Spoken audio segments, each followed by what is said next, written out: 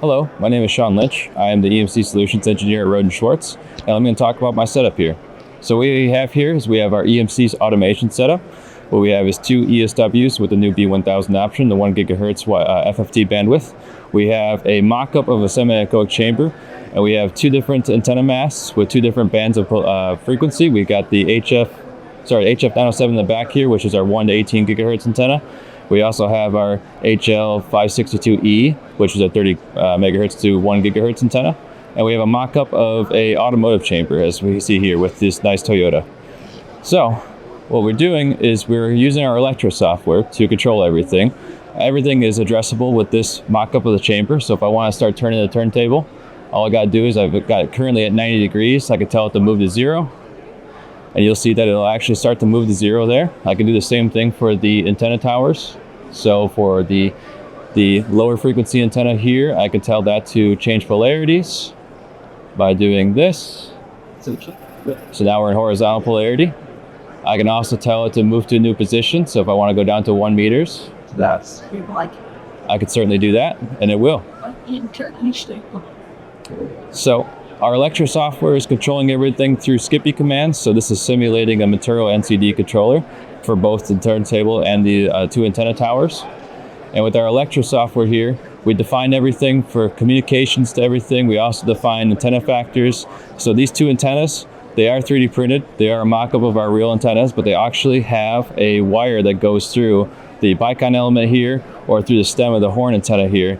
And we're actually taking real measurements. We have two SMA antenna ports on the side here, and they go to our two receivers, our two ESWs. So within our Electro software, we have two different hardware setups defined for each antenna, and they share the same antenna. We actually do have it so that these are about 30 degrees off the center. So we have that accounted for in the software to let the software know exactly where the antennas are. And then with the test template, what we have is our demo here, which is running FCC. Actually, I have it open right here.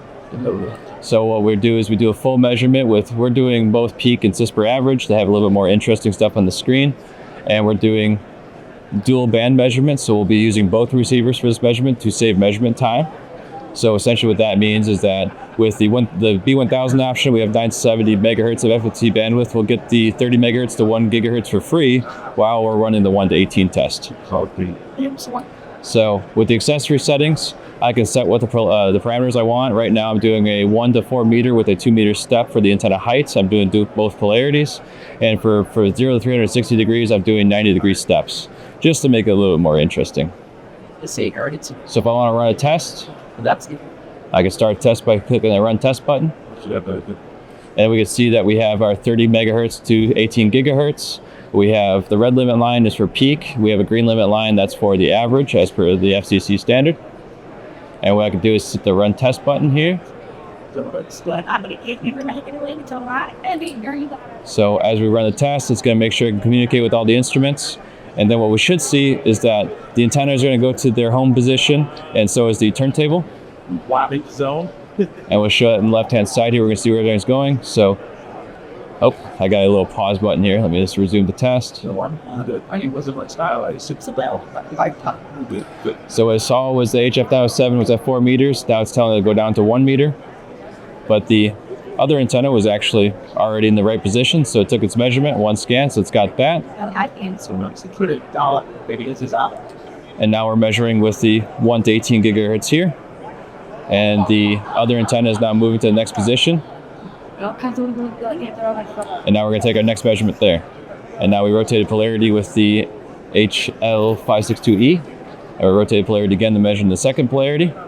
And with that B1000, again, we're getting that all in one shot. So this will keep going until we reach all of our accessory settings and we reached all of the different polarities and everything and all the different rotations here throughout these steps. And of course, for a demonstration, I've got 8 runs in there. That way we can just keep this running for the whole show. Thank you for your time.